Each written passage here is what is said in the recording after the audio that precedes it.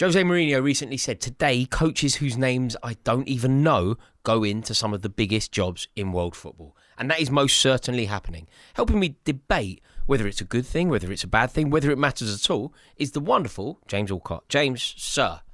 Interesting. Yeah, this is fascinating. I'm looking forward to this one. Interesting. So, in terms of like the state of the modern game, in terms of the way that you and I are both football lovers, football obsessed, but we approach it, certainly on our YouTube channels, through slightly different lens. Yeah, sure. Do you think that there's any truth in what Jose Mourinho has been talking about here? An over-reliance on stats, an over-reliance on perhaps the things in football that aren't necessarily like the emotional side of the game, that sort of thing? Yeah, I think it's a weird time in terms of the structure of football and football management within that. And I've heard Mark Warburton was talking about this. He was former QPR manager, Rangers and Nottingham Forest manager. He was at Brentford as well. And he's quite a, what's the word? He's not as provocative as Mourinho. But he was saying that it's difficult for him to get a job because he is not a young, malleable coach who will do as he's told by the sporting director. He will have his own opinion, and that can be an issue, right? And kind of from a different time, maybe it's a slightly different structure, although he was a sporting director himself, so it kind of falls down there a little bit. But he was saying that you've got a lot of these sporting directors now who have these sort of new exciting visions, and that relationship, because everything is about relationships a lot of the time, and especially I think in a footballing structure, it's about those things. That relationship between the sporting director and the coach, if that coach is kind of younger and inexperienced, then I think they feel more comfortable in that scenario. Whereas, say for example, Liam Rosenior becoming the manager of Chelsea, that for the structure and the flow of a football club and the way it's moving, which is, from top down, sporting directors, and your head coach is just one cog. I think previously the manager's been such a big cog in all of this that they become everything. But right? That's what we know. But you see, that's why a manager like Mark Warburton can't get a job. It isn't because he isn't qualified. It isn't because he isn't good enough. It's because he, as a manager, wouldn't exist in the parameters that managers under the modern day definition of the word are supposed to work under. Or certainly there could be a possibility for more issues, right, within that. So I had a conversation about this week in terms of respecting that hierarchy. I think it's interesting. Like, are you better to have a Mourinho as the new Chelsea manager because of what he's done, but he's going to cause issues? Or do you have a more holistic approach to the whole thing and just have someone that gets it and will, it being right or wrong, I don't know, but at least abides by the structure of the whole thing? Yeah. Like that, for the people up the top, they kind of want people to do as they're told. Well, they need, if you use Chelsea as an example here, the reason that Liam Rosenior has got the job, at least part of the reason, it's not a managerial appointment based upon sporting excellence. He hasn't demonstrated that. Or sporting CV, for sure. Sporting CV. He hasn't demonstrated that. What he will do, and has proven already, is that he will exist within the framework of Blueco. He will work in the way that the ownership want him to work. He's a company man, effectively. But is that, say, like a football team? We've seen loads of football teams where they got all the stars, but it won't work.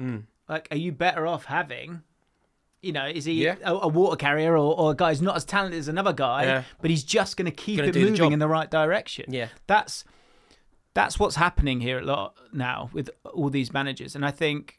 And again, those relationships can change and grow. And I think Arteta is an interesting example of that. And Klopp was as well, where they come in at a certain status, but they obviously have something about them that is, let's say, Mourinho-esque in terms of that gravitas, right? Not exactly the same. There's only one Mourinho. But as time progresses, the sort of the responsibility or the power that they have just gets bigger and bigger and bigger. And then you sort of return back to that manager role, let's say. I think with the churn of managers, that's getting harder and harder to do. Yeah. But you can only do that if you last 5 years. But this is the thing. You're not having football clubs now built in the image. Like Chelsea, Mourinho first time round, he wasn't there for very long, but the club was very much built in his image. Yeah. obviously the great dynasties of Shankly, of Paisley, of Ferguson. They're all built in the image. Guardiola, Klopp even. They're all built in the image of the manager. It feels now that every manager that gets a job isn't even referred to as a manager. Yeah, well, yeah, and again, is that a problem or not? I don't know. I think it can absolutely not be a problem, like if you want it to be. I think what's fascinating as well is like in any other walk of working life, being young and inexperienced is sort of like fetishized a little bit. Like Amorim has like one good thing, and he's this. All these young guys are this crazy new fresh brains, and the guys that have got like real good CVs. Mate, I can't believe that you have brought this up because I completely agree with you. But I'm surprised that it's you that's brought it up because I am so bored of Amorim and Russell Martin and people telling me that they're amazing, telling me that they're geniuses, telling me that they see the game on a different plane to I could ever see. And also simultaneously telling me that, the greats of the game, Allardyce, Pulis, Moyes. I'm being really serious. No, James, I'm being serious. Like, I honestly, greats to the game. I think Sam Allardyce spent 50 years at the very top of the English game as a player and a manager. I think that is incredibly impressive. I think, for example, Sam Allardyce knows so much more about football than Russell Martin could ever dream of. And yet today, people will tell me that Russell Martin's progressive approach is genius. Russell Martin deserves to be, despite being Glasgow Rangers' worst ever manager. Despite that, I think there's a different issue with those guys. And I think it's going to come back round, as it were. Like, it's the dogmatic thing. That's the deeper Amorim issue. Especially. Everyone has their kind of ideal, they talk about philosophies or principles or whatever it might be. And I think those are like certain rules. And again, there's you're overcomplicating, run hard, work hard, don't give up, play with, look to play the ball forward. Yeah. The standard, play the way you're facing. The standard things that are expected from being a footballer. Those things won't disappear. But the identity element of it is problematic because if you just have one way of playing, especially with the technology that is out there and the ability to then coach that to a group of players, you've only got one way of answering a test. That's the problem. Now, everything that I represent on YouTube and as a friend, right? You know me, and we've never discussed this, but you know me. Without us ever having this conversation, you would know that I would have been very anti-Amorim. You know that he does not chime with the way I see the game. Yeah, same with Rossini. As soon as that drops, I'm like, that I'm not. Yeah. Where do you sit on? Like, Rossini is a little bit of a unicorn here. He's a little bit of its own. Amorim.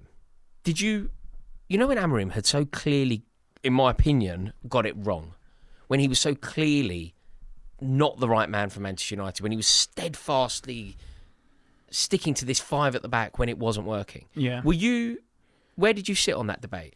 I think when he came in, I thought I was impressed by him. I thought he, the things you love about Mourinho in terms of like the charisma. There are skills that you can see in Amorim when it comes to that side of it. On the pitch, he was so stuck to that. And initially that's fine. But if you go, that is my answer and that's my only answer, then you don't have different answers for different tests. No. And I think that's a problem.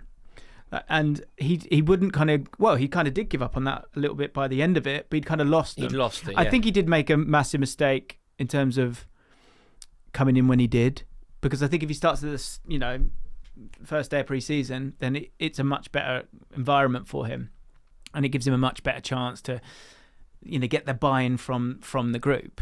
But I just keep coming back to the fact that you want as many answers to any game of football, and this one idea of playing, whatever that is, because these teams are so smart now, it will get found out. Yeah, and I think that's what I think football. I think football's going to get kind of exciting again to a point, because I think it is so formulaic that the only way to break that is the opposite. The only way to break that is if you know where they always go, the only way around that is the guy that you don't know where he's going to go. And I think that trust will start to come away from the managers, weirdly, like full circle, and I think it will go back to the players. Yeah. I agree, and I hope so. I hope so, John, because I think, do you know what we're lacking in the game at the moment? I think it's because of this desperation to be BTEC versions of Pep Guardiola. Like, no, you're never going to be better than Guardiola at Guardiola approach. So, you know, this like possession for the sake of possession. Yeah. Just looking after the ball, never having a shot. Like, you know, I was going to say when we were young, it weren't when we were young. It was 10 years, 15 years ago. You know, when Gerrard was scoring 20 goals a season, how many of them were from outside the box? How many goals was Frank Lampard scoring with his weak foot from outside the box? Do you know how many shots you have to score that amount of goals from outside? Like, you're taking a lot of risk. You're giving the ball away a lot. Because it's got to the stage now, I honestly believe, you know, if, particularly under Maresca, you know, if Cole Palmer were to pick the ball up, beat a man, nutmeg him, and shoot from outside the box, if that hits the bar, the entire stadium stands up and applauds, right? Great effort. I think Maresca would have subbed him. Like the lack of risk taking, the lack of Arjen Robbins, the lack of Joe Coles. But you can spin all these things as well. So keeping the ball, you control the ball, right? But if you get your shot off, and that's taken 4 seconds, and they get the ball, but then you're aggressive and you press it and you win it back like 10 seconds after that. And then you get another shot off in another 4 seconds. That whole thing's taken, let's say, 18 seconds, right? Whereas you could just keep the ball for 20 seconds. You've had 2 shots in the other way. So there's no wrong or right way of playing. All that matters is what the opposition is doing a little bit. And I do, like, the longer I'm in it and the longer I'm looking at it, I do feel like it does just keep coming round to full circle a little bit and to certain truths.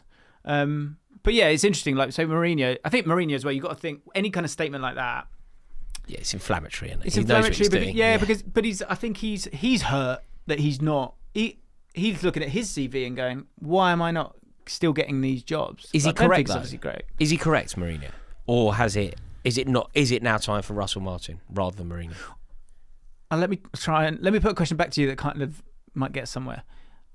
Do you think football, if football's art, when you think of music, it's a young mind's game, right? Yeah. If that makes sense. No, absolutely. So if football is art, is it a similar thing where, you know, those guys who've just come off the pitch, you know, same with those pundits when they come off, it's really exciting to hear them talk in a different way to the older guys. And as the older guys get older, they get more, they're too far away from it. Yeah. I mean, the difference you have with, say, Mourinho is that he is in it. Yeah. But, you know, is he... Like no, you're right. Liam Gallagher's not writing, definitely, like, Noel Gallagher's not writing, definitely, maybe now. Yeah. You're right. It's a young man's creative mind. You're right. And the energy, right, that these guys need as well maybe plays a part in it. I don't know. Like, you think of Ancelotti in his career and how long it has been. Part of that may be due to his laissez-faire approach and his pragmatism as well. Like, he approaches approaches a game in the way that I want a manager to, which is, how do I win this game? And the answer is therefore my philosophy today. Yeah. That's his philosophy. My philosophy is winning the game today. There's nothing wrong with that. So I will play 1 man up front. I will play 5 in midfield. I will play 3 up front and 3 in midfield. I will do whatever I have to do. That to me is just a good manager. Yeah. And I guess that what that does, though, it takes a commitment and maybe a confidence to stay away from it a little bit. Like, I think I'm sure he said this at different times where he's kind of gone like, well, why would I tell Vinicius Junior has to play football. Yeah. So it's just about getting those profiles together and then going, you know, encouraging that. And obviously you've got to keep the ball out of the net as well. Down the and do you like like now this sporting director thing, the control of managers has been phased out to a degree. Do you think it's good for the game, insignificant for the game? Do you have any thoughts on that? I think it makes common sense personally. Do you? Yeah, because there's so much going on in the game now that I think you need, like, a good football team. To a point, they know what each other are doing. Like, you know, whenever I play football, I go, if you're playing with someone new, I go, what do you like? Yeah. Do you want the ball in behind? Do you want it to feet? Okay, I know that. Like, and in terms of the overall structure of a team or a club, that needs to be lined up, and you all need to be together on that. And so, if you've got someone dealing with, I think the Brentford previous sporting director sort of touched on this, so I'm pinching it from him. If you've got someone focusing on the year or the decade, and then you've got the next guy down focusing on the season, and then you got the next guy focusing on the month. The next game, yeah. That makes sense. Yeah, that does make sense. That does make sense. I think but it's a really, really weird structure because any other structure, the guy that's here isn't like the god, the genius. No. So that's always going to be a bit weird. Suddenly the manager, who at one point was obviously the most important person at the club. And the most disposable as well. That's crazy as well. Yeah, the most important is the most disposable. Yeah. But suddenly you have a situation where the manager has gone from being the most important to, arguably just another person in the machine. And your reputation. Thomas Frank went into that job at Tottenham with a good reputation. Yeah.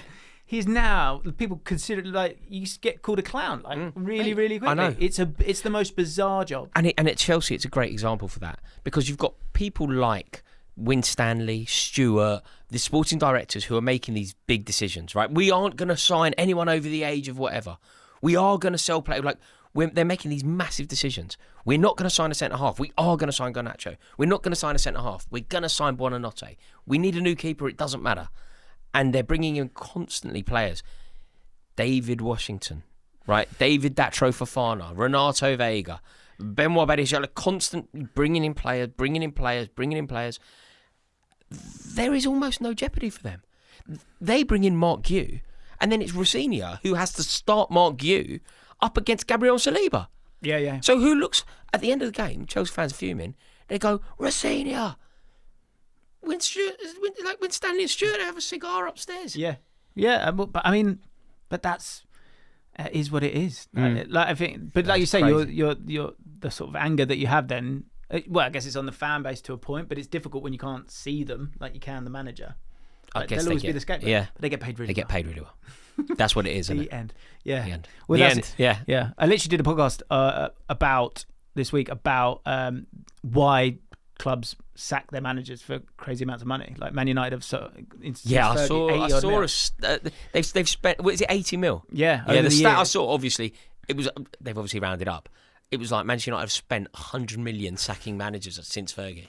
Yeah, it was. I think. Yeah, well, but that'd be wrong. That'd be wrong. But it's a lot of money, right? Yeah. But that's the thing is it comes down to the uniqueness of that role, the contract going in as well, because the negotiation then is a really interesting point where like who's got the leverage within all of that, because the bottom line is like no one go apart from Conte who got 26 million out of it at Chelsea. No one really gets done for unfair dismissal. No. Everyone going in knows that they're going to get the sack out, but they know they're going to get paid. Yeah. So, it's a deal with the devil. Crazy period for football we're in, isn't it? It's like it is the most unstable but equally lucrative period of the game ever. Yeah. And I have no idea what way it's going to go. But like all those guys, you go in. I think the average amount of money that a Premier League manager makes when all's said and done is 7 million.